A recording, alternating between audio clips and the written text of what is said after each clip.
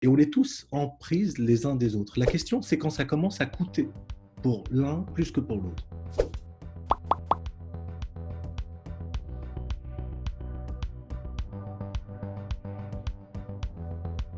Je suis un scientifique au départ, hein, peut-être défroqué, donc j'ai versé dans les relations humaines assez rapidement et j'accompagne des personnes depuis plus de 20 ans, des organisations, des groupes, des personnes, des individus, voilà.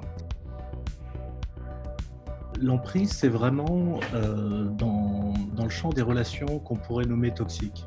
Comment ça se passe en fait entre plusieurs individus et comment est-ce que les choses se nouent à travers des contrats, mais finalement qui ne sont pas aussi acceptés que ça par l'un et par l'autre, et où une personne finalement enfle, grandit, prend l'autre dans sa toile quelque part, et l'autre rétrécit, perd ses moyens, perd ses capacités, et finalement sa force vitale et évidemment sa capacité de travail.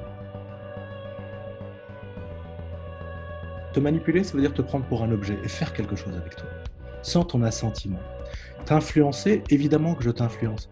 Là, quand je suis en train de parler, tu m'influences, je t'influence. On est dans un jeu d'influencer la société. Mais par contre, est-ce que je suis respectueux de ce que tu attends dans cet échange? Si je garde cette intention-là, il ne peut rien se passer de mal. On ne se sent plus capable de rien. On perd toute crédibilité vis-à-vis de soi-même, en fait. On ne sait plus ce qu'on vaut, en fait. Petit à petit, dans ces situations-là, on est tellement focalisé sur ce qui est en train de se jouer, on est tellement convaincu qu'on n'est pas à la hauteur de quelque chose, que finalement, on coupe tout lien avec les autres, tout lien avec nos cercles d'amis, les liens avec d'autres professionnels, mais on coupe aussi le lien avec soi-même, c'est-à-dire qu'on se retrouve finalement très très seul. Qu'est-ce que c'est finalement cet épuisement professionnel? Sinon que face à des objectifs qui quelquefois sont délirants dans les entreprises, on essaye de tenir cette liste de tâches qui fait 1 page, 2 pages, 3 pages et dont on ne sait plus quoi faire.